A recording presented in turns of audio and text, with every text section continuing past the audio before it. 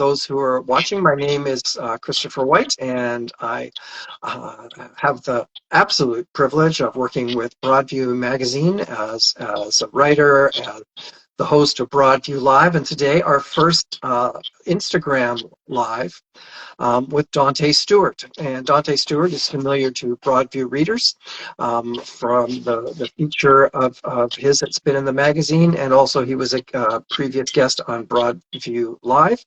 He is an extremely thoughtful writer, theologian, minister. And Danté, I just want to say what an absolute pleasure it is to be doing this Instagram Live with you, and to thank you, really thank you for making the time to do this today. It's very much appreciated. Oh yeah, it's my pleasure, man, Chris. Appreciate you, and I'm just grateful for the space for us to just like communicate and talk, and be whatever light we can be for everyone. This is so I want to start. I really want to start with your Substack, and if folks don't follow Danté on Substack, I really encourage you to do so, because if there's a name that is certainly in the news right now, it's about Charlie Kirk. And honestly, Danté, I'd never heard of him before his assassination the other week, but there has been an enormous reaction on the right, on the left, to this. And you wrote a very thoughtful and challenging piece on it. And I'd like to start there. You talked about the selective outrage that the United States has regarding some of the assassinations that have happened. Can you talk to me a little bit about that, and that sense, or that belief in selective outrage? Yeah, for sure. I think it can be characterized in a post that I saw the other day, that D.L. Hughley put up. How many people had got fired for mocking George Floyd. Both Floyd and Kirk are citizens. None of them were government officials or anything like that. And we see that honestly, in the death of one, this country allows people to mock and to belittle and things like that. And in the death of the other, a person who, built his whole platform on bigotry and hate and exclusionary politics and just flat out just cruelty, is treated like a saint. And I think for me, the question that I'm always trying to wonder is, what does this mean for us? In some sense, like, as a person, I care very little about, like, particularly about like the question of quote unquote Charlie Kirk, because people, I mean, we've seen what he's written, we've seen his platform, and if people can spend enough time or whatnot searching him up, they can figure pretty much out like who he is as an individual. I think the writer Ta-Nehisi Coates did a really good job in his Vanity Fair piece where he criticized, rightly so, one of the writers at the New York Times for all the words that he put to talk about like the way Charlie Kirk practiced politics. Not one time did he cite the words of Kirk in his piece, which is very telling. That if you can't cite the words of a person in their death, then you might be skeptical of the words of a person in their life. And for me, I just wanted to wrestle with, the kind of, particularly, it's almost like an American Christian outrage, because Kirk sits at this intersection of like religion and politics, particularly around, conservatism and evangelical Christianity, where he merges both of those and benefited from both of those and exploiting the kind of worst impulses of both of those kind of identities.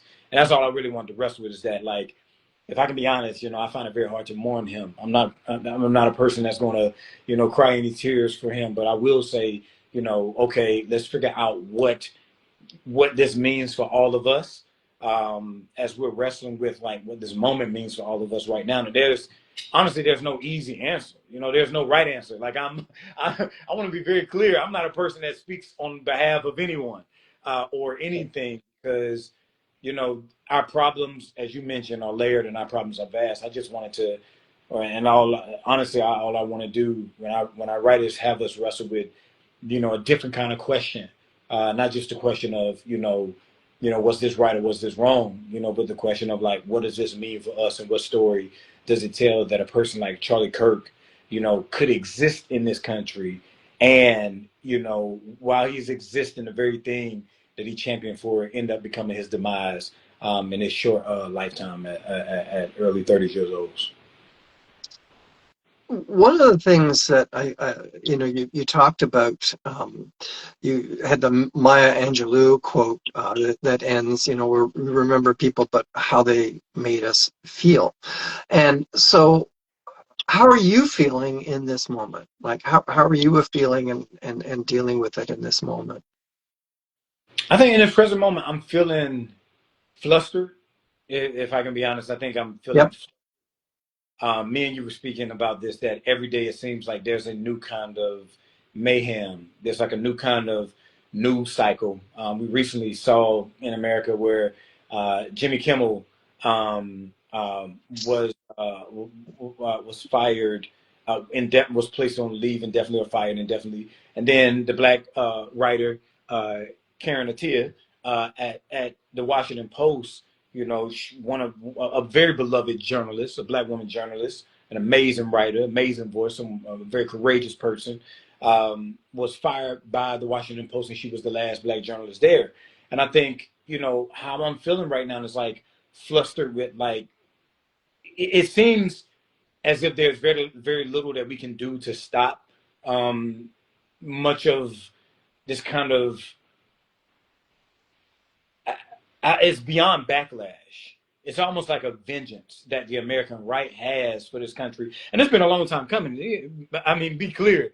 Like, this has been a long game plan for them, particularly since, I want to say since the 80s, but we can even say, I mean, we can go back to since, black Americans were black Americans were free and fought against, the worst impulses of this country, that there has always been this kind of, this white retaliation, a white vengeance, to oppress people, particularly black people. And then think about women and think about LGBTQ persons and American history, and where like this kind of white Christian American conservatism can only feel strong and powerful if others are beneath it. And they're doing whatever they can to ensure that possibility. And no one's safe in that. It's not as if like, oh, like, okay, like somebody like, Jimmy Kimmel is safe, or somebody, or these schools are safe, or children are safe, or immigrants are safe. Like, no one is safe in this environment. And I think there's a kind of weird, like, fatalism on the right about life. Like not, like, don't really care about, like, what is the outcome of our choices when it comes to, like, everybody's life. And, like, you're not the only one that's represented in this country. And I think there's something to be said about like, it's like overwhelming. And that's not even including, what we seeing happening in Gaza, and the ongoing struggles, Mahmoud Khalil, who the government is saying it is deporting. And I mean, it's like, if you're a human being and you care about humans, when I think about my faith, when I think about Jesus, Jesus had this deep, overwhelming compassion that comes from the belly of a person, that overflows in deep, deep feeling, with a person. So I think when I think about that, it's like, like, if you're human and you're not numb and you're feeling what people are going through, then you're going, in some sense, be bothered by what's going on. You're going to be flustered by what's going on, because it's not just, one demographic or one person or one people being affected, but everybody, is being affected by the power of a very few individuals who are hell-bent on, becoming the worst kind of Americans. And so I'm feeling very, very flustered right now. But then also, I think as I lean into like my community, I'm feeling like very like held, if that makes sense. Mm-hmm. So it's like flustered and held at the same time, where like, my friends and my community, I mean, everybody's just trying to do the best they can. Every day they wake up to do their work, whether they're writers, whether they're, people who work at the grocery store, people who work in church environments, people who are educators or lawyers or whoever or whatnot that are representative of the people I'm connected to. I mean, everybody trying to do their best, and we're doing the best we can to hold one another. So I think those are the two main feelings: a feeling of being flustered, and a feeling of being held. I'm interested how you feeling. How am I feeling? Um, I'm struggling. I mean, I'll be honest, and I'm guessing that the people who are watching us are feeling the same. I'm like you. I wake up and I either open up my feed and I sort of say, okay, so what fresh nightmare is awaiting me this morning? And just when I think it can't get worse, it gets worse. I mean, you mentioned Gaza, but I think where I'm finding hope right now is in the people who are doing the work to stand up and speak out. And in Canada right now, people are starting to pay a price for that. It's the Canadian journalist Rachel Gilmore has been subjected to just some appalling threats since her commentary, which was on Charlie Kirk. So we're in a very volatile, angry, reactionary time. And I feel for myself that my work right now is to is to is to speak in defense of those things that I think are vital for the health of our society. And I'd like to, and that's what sustains me. And it's not trite to say, the future of my grandchildren, because it's also the truth, just like for you, the future of your kids. Um, I would say that we're dealing with the powers and principalities right now that Paul talks about. And I want to just get your take on the theology of Christian nationalism, which is very tied to this in the United States. And it has absolute echoes of Germany in the 1930s, late 1930s. And what do you see as the role of Christian nationalism right now in the United States? And we're starting to see Oh, parts of that also popping up here. I mean, let me say first and foremost, there are scholars that are much more apt to talk about Christian nationalism than I am. I'm thinking of one in particular, Dr. Jamar Tisby, who's an amazing, amazing scholar that people should follow. Who's a really brilliant person in this area. But I think, Christian nationalism. Thinking about on the American right, honestly, it plays a central role for them, because I think for many of those Christians in that tradition, they believe, and this was a tradition that I was a part of for about 6, 7 years while I was in the evangelical church, and many of the people that's still there, would be, those people who call themselves like Christian. I don't know if they would call themselves Christian nationalists as much as they would say that like America is a Christian nation and like it should be followed and guided by the principles of the Bible. Now, the problem with that is that in the Bible, there is no quote unquote mandate that a nation should be a nation like a Christian nation. It's my view that like we're not called to desire like a Christian nation, but we should be people who are in whatever country or nation state that we are in, who are trying to like better that place and make it more loving, make it more just, make it more equal. And I think for many people who be on the American right, Christian nationalism plays a huge part because when you think about faith and religion, it's a kind of like religion is like an ultimate thing, right? It's a thing that people, it's their whole identity. Like their faith is their whole personhood and their identity. That it should, there's no place in which faith should not go.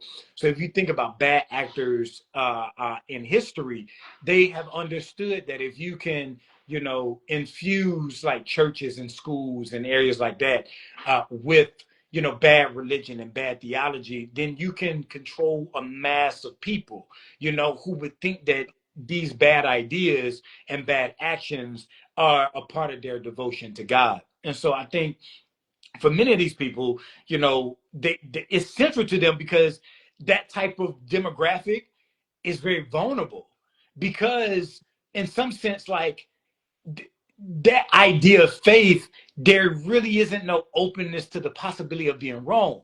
So if Hmm. you're a type of Christian where you don't believe that you can be wrong, or you believe that your fight is God's fight, even if you are being so loud on what God is silent about, or you so loud about the world, so loud about things that's happening in the world, but so silent about what God was loud about, in the Bible, or the writers of the Bible were loud about, then that represents a particular vulnerability, and you can be manipulated very easily because you're not necessarily questioning and thinking for yourself, but you're allowing bad actors to promote bad behavior. And I think this is not something new in Christianity. Christianity has always struggled with a tension of relating to people as if they're fully human, as if like they should be protected. What we're seeing right now is like a kind of end game with the merging of religion and politics, particularly conservative Christianity in America, where this has been a long game thing. This has not been an overnight thing. This has been a playbook that these persons have desired for a long time. I'm thinking now of. Oh, I just lost you. Hear me? Yeah, there we go. Okay, you're back. I'm thinking of Julian Zalerz's book and Kevin Kruse's book, Fault Lines, where they talk about the history of the United States since the 1980s, and one of the chapters in there talks about religion and these kind of like this almost like play by play, where those on the American right understood something about using conservative Christianity as a way to institute bad policies, as a way to control, as a way to manipulate, and things like that. And so, for many of them, I think it's central because they believe that this moment is about a kind of God moment.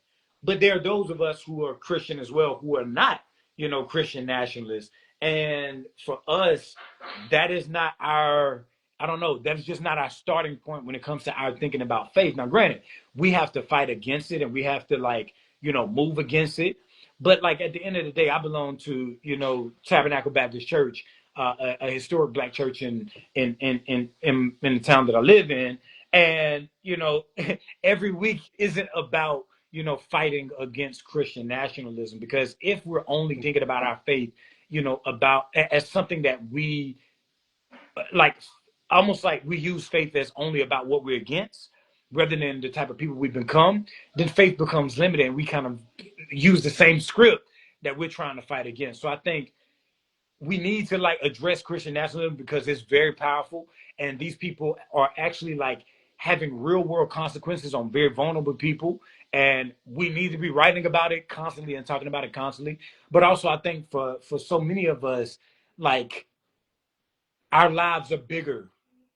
We are much bigger, and we're much deeper, and we're much beautiful and we're much more worthy than the very small, limited, weak views of those who would, desire a white Christian nation. I'm reminded of Toni Morrison. She said, if your, foot can only be, if you can only feel powerful when your foot is on somebody's neck, then you have a serious problem. And then right after that quote, there's a line. She says, "White people have a serious problem." And I think the same can be said of white American Christians and people who are adjacent to them or in those environments. They have a serious problem because they put God on the side of oppressing others, on the side of protecting, violence and vengeance and things like that, rather than putting God where not nobody really put God where God belongs, but in some sense embodying a better kind of faith that says like, nah, we're not going to take this. We're going to actually treat people like they're human, and we're going to act like we actually want a better world rather than a more Christian world or a more white world or things like that. So it's very central to them, but it's not always, to me, it's not central to me because I feel like faith is so much more bigger than what they're trying to do, but we have to fight against them. And I think right now is a moment where we need more religious, like, I want to say pluralism, like Hmm. synergism. We need religious synergism where people of faith all over, would kind of do something that like Thich Nhat I think Thich Nhat Hanh, I think that's his name, and Martin Luther King, where or like Howard Thurman, and others, and like where faith is the central thing that brings us together. But we're not just going to allow faith to be weaponized against others. We're not going to allow our faith to be weaponized. And I think right now we're in a moment where like it's almost like the end game in Avengers. We got we in a kind of end game, and I feel like we're in this kind of 5-year gap, where after a kind of snap, and we got to pick up the pieces wherever we can and use whatever we got, to come together to try and fight against it and fight for a better world. One of the things you talked about when the sort of the state and and Christianity merge, and historically that hasn't ended well. Like it's not a good thing. So for those of us with a different perspective, a different faith perspective, and you've alluded to some of this, but what would you say the call to the churches, and especially those in the former mainline, because our reality is that we are shrinking at the very time when I think the values that are represented by much of the former mainline church are desperately needed. And I want to talk about empathy in just a moment. But what do you think the call to the church across North America and even globally is at this moment, when we're seeing this global move to the right, the weaponization of religion? So what do you think is the call to the church? On some level, I think it's not the desire to have less faith, but a better faith. I think sometimes in moments like this, it's easy to say like, okay, let me just throw out my faith because it's associated with the worst kind of people. And it's easy to feel like, okay, let me just leave it all. But I think there's something generative and good about being a person of faith. And I don't think that it's fair for us to give them a monopoly on faith or the language of faith that we use even as Christians. I think that, when I think about James Baldwin, or I think about Nikki Giovanni, and I'm particularly thinking about Nikki Giovanni right now, and the way that Nikki Giovanni embodied her Christian faith. She embodied it as a way to like let her faith inform how she lived, not just like what she said. And her faith is what kept her believing in her art and kept her believing in educating and believing in the future and believing, that things can change, but also like not being unaware of like how bad things actually are. But she wasn't the type of person, or Baldwin or King or Maya Angelou. There weren't people who were willing to just allow the worst kind of people of faith to have a monopoly on it, but they allowed themselves to live out their faith the way they best saw fit and align with their values, as they named themselves either as Christian or Christian adjacent. And I think honestly I think that's my number one thing, is like not let the worst people have a monopoly on faith and feel like we have to like give up all of our faith simply because we have a lot of bad actors. I think that we should honestly evaluate it and question, why does this particular faith create such bad Christians? And we need to ask those questions of like, how can we be different? But I think we should lean more into it. And I think the second thing for me is like, the only way to get through this is together. Uh, Robert Frost, the only way out is through. Um, and I think there has to be a kind of humanity about us where like, I really don't care right now where you fall in what you say. Like if you have bad ideas, I want to convince you to have better ideas, but I also want to convince you to be a better kind of person for people. But like, we need people. We need each other. And we need like to lean on the people resources that we have around us. So it's like almost like loosen the grip on like once cherished like ideas of identity, and reach out to the people around you, even if they're not people that you normally would have reached out to, and like lean on them, because God is at work in them as much as God is at work in you. And I think whenever we believe that God is only at work in our experience, then we limit ourselves to our experience of faith or goodness in the world. So I think that's one of us, leaning on people and leaning on our community. But I also think like, we got to say something. Like I'm thinking about Reverend Mary, and I think that was her name when President Trump was visiting the National Cathedral. Yeah. Um, she was willing to speak truth to power, or even, I think about Reverend Dr. Howard John Wesley in Virginia, who just preached a sermon, and many people around the country who preach sermons this week, and helping us trying to wrestle with like this moment when it comes to like people turning Charlie Kirk into a symbol of Christian goodness and mercy and compassion, when he was everything but that in this life. And I think calling a thing, in this moment, and being willing to like say something, even if like even if like it costs you, this is where the community comes in. That it's like it's easier to say things when you don't feel like you're lonely and having to say them by yourself. So having one another's back in this moment as humans, like not as like just Christians, I'm talking about as humans, having one another's back right now, no matter who you are, like standing in the gap for people, standing to defend them, standing to be a kind of barrier, standing to be a soft place to land, standing to be a shoulder to cry on, standing to be, a presence to be felt. Like that is the call of faith right now. And it's like, being in the place where people are struggling, being in the place where people are hurting, trying to say something and do something about it. I think for me, that's the call of like faith right now, and is to do whatever we can, to not let them have a monopoly on faith, to lean into like our community, but also to say something and be willing to, write about it, think about it, talk about it, and hold one another down. Because it's scary and there's real world consequences. So having each other's back and standing up for one another. And I think when you talk about it's scary and there are real world consequences, this is the first time, at least for the Canadian church, where that is an actual thing.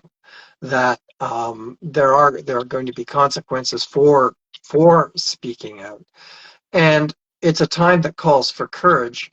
But that's not always easy, is it? I mean, my wife Wendy has a saying that, as I've quoted her many times, she says, it's one thing to read about history, and it's a very different thing to be living in the middle of it.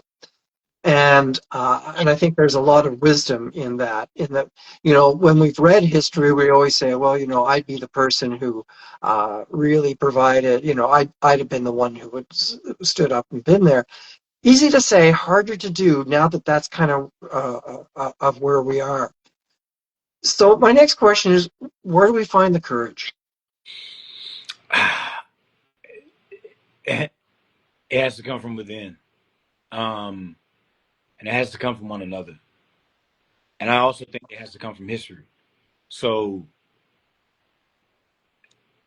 human beings, we're a very resilient species.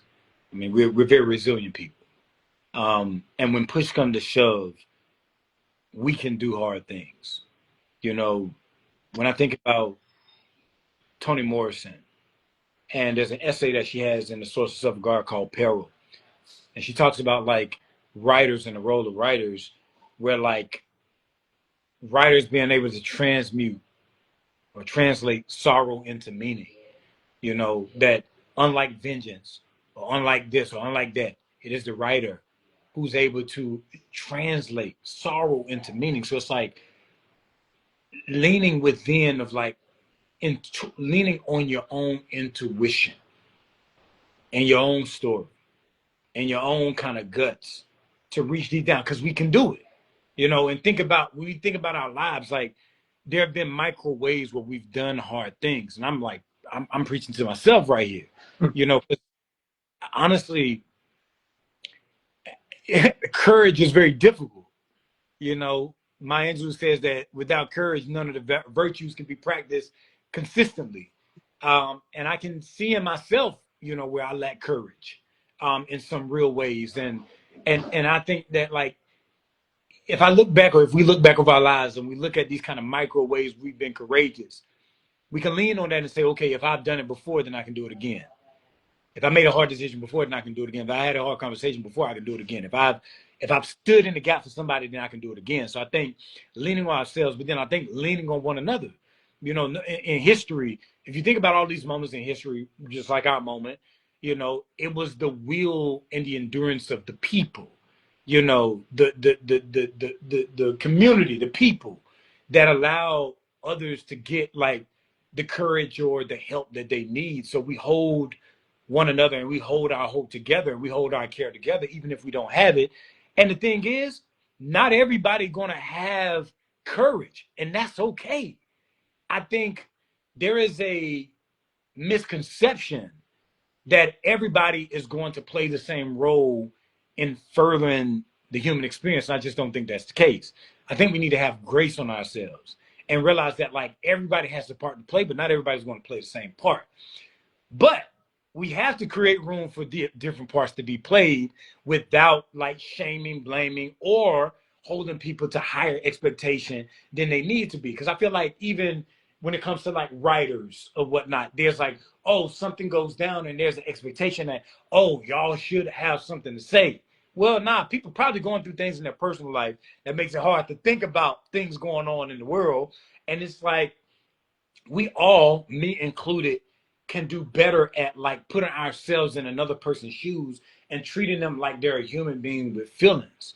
And like if we could do that, then we would have more grace on ourselves and we would have more understanding with others, and we'll take into account like the context of their life and encourage them wherever they are at, not making them feel like they have to be something that they're not. So it's like leaning on others that way, realizing that like we are legitimately better together than we are apart.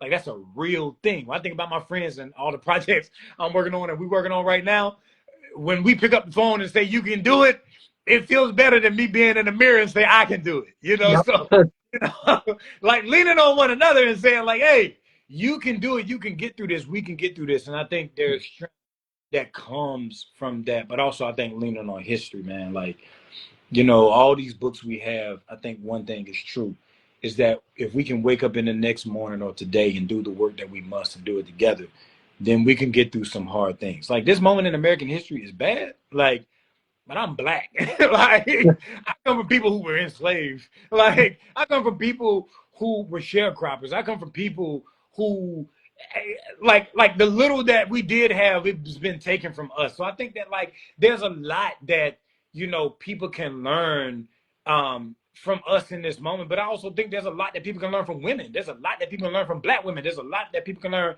from LGBTQ persons. And we think about these kind of various aspects of oppression, like there are things that we can learn from others that should challenge the way that we think and figure out, okay, how did they do it? And what can I lean on in their story to help me find the strength and the courage I need in my story? So I think that's the best I got right now.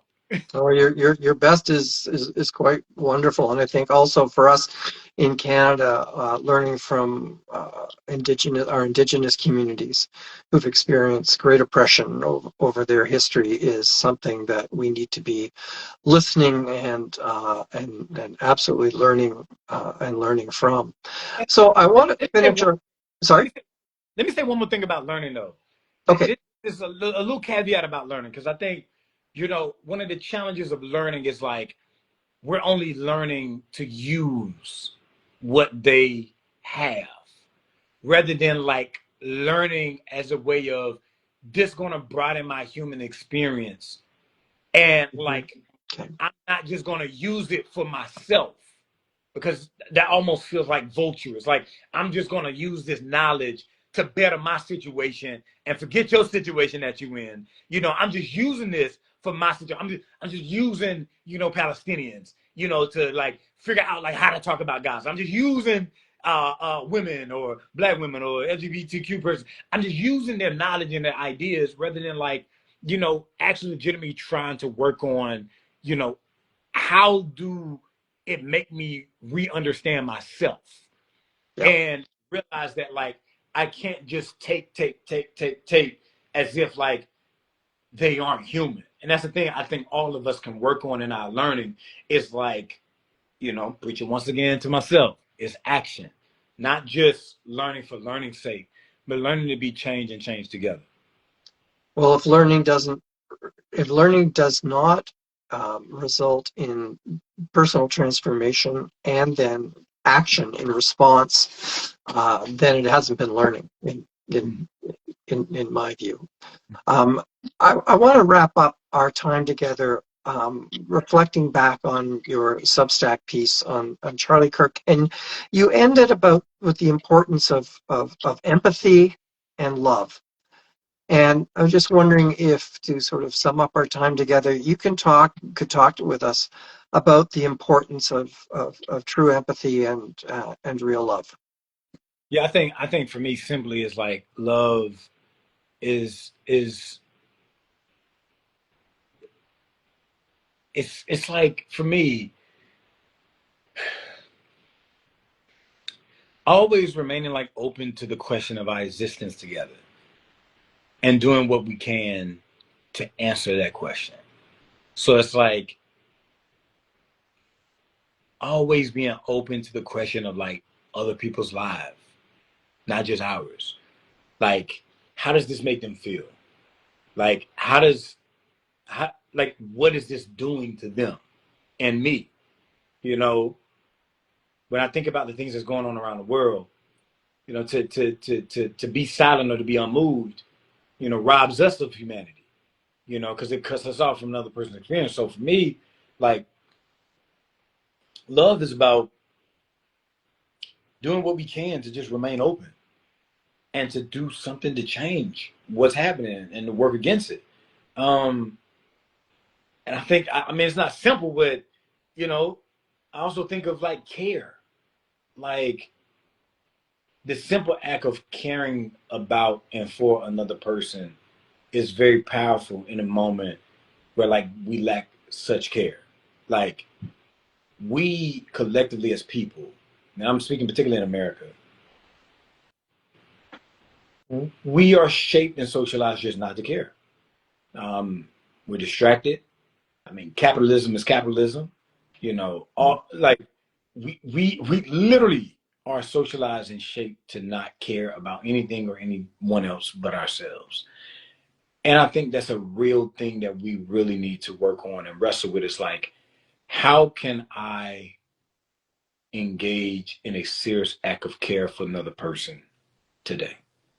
And if we can think about caring for others, because sometimes love loses its meaning because it's such a, you know, common term, maybe turn into like, how can I care for another person?